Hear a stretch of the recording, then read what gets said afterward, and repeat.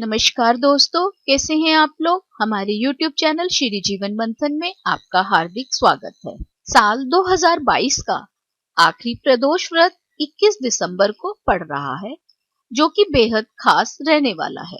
प्रदोष व्रत त्रयोदशी तिथि को मनाया जाता है। पौष माह के कृष्ण पक्ष की त्रयोदशी तिथि 21 दिसंबर को देर रात 12:45 से प्रारंभ होकर इसी तिथि को रात 10:16 पर समाप्त हो जाएगी। पंचांग के अनुसार प्रदोष व्रत और मासिक शिवरात्रि दोनों एक साथ पड़ रहे हैं। ये दोनों ही दिन भगवान शिव को समर्पित हैं, इसीलिए इस दिन भोलेनाथ की पूजा से मनचाहे फल की प्राप्ति हो सकती है। आइए जानते हैं क्या है इसकी पूजन विधि और क्या है इसका शुभ मुहूर्त। प्रदोष व्रत और मासिक शिवरात्रि दोनों सर्वार्थ सिद्धि योग और अमृत सिद्धि योग में मनाए जाएंगे।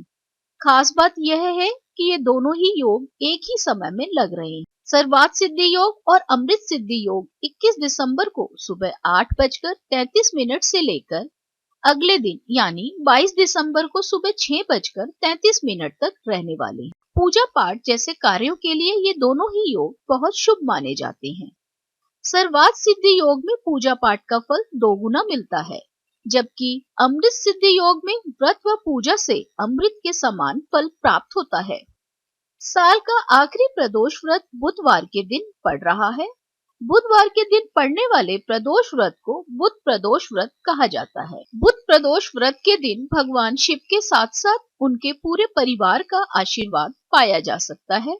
किसी भी प्रदोष व्रत में भगवान शिव की पूजा सूर्यास्त से 45 मिनट पूर्व शुरू होकर सूर्यास्त के 45 मिनट बाद तक की जाती है। यह व्रत करके जीवन में धन की वृद्धि की जा सकती है और सभी रोग, शोक, कलह, कलेश हमेशा के लिए नष्ट किए जा सकते हैं। बुध प्रदोष के दिन घर के बड़े बुजुर्ग अपने घर के बच्चों के हाथ से जरूरतमंद बच्चों को मिठाई और हरी वस्तुओं का दान कराएं। प्रदोष व्रत के दिन 5 सुपारी, 5 इलायची और 5 मोदक भगवान गणेश को अर्पित करें।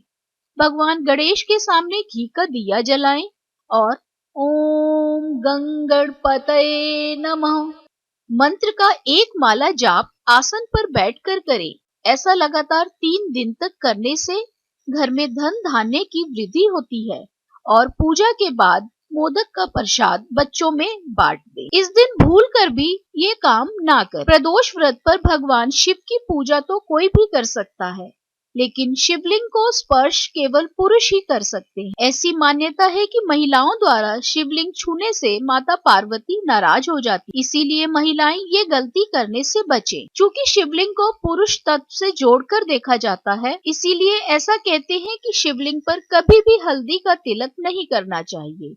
आप सावन में शिवलिंग पर बेलपत्र, भांग, गंगा जल, दूध, चंदन, भस्म आदि अर्पित कर सकते हैं। प्रदोष व्रत के दिन व्रत करने वाले या महादेव की पूजा करने वाले को काले रंग के कपड़े नहीं पहनने चाहिए। काला रंग नकारात्मकता का प्रतीक होता है। भोलेनाथ की उपासना के वक्त लाल या पीले रंग के कपड़े पहनना अच्छा माना जाता है। सावन के महीने में हरे रंग के कपड़े पहनना भी उत्तम होता है। भगवान शिव को भूल कर भी केतकी के फूल, तुलसी की पत्तियां, नारियल का पानी, शंख का जल, कुमकुम या सिंदूर नहीं चढ़ाना चाहिए।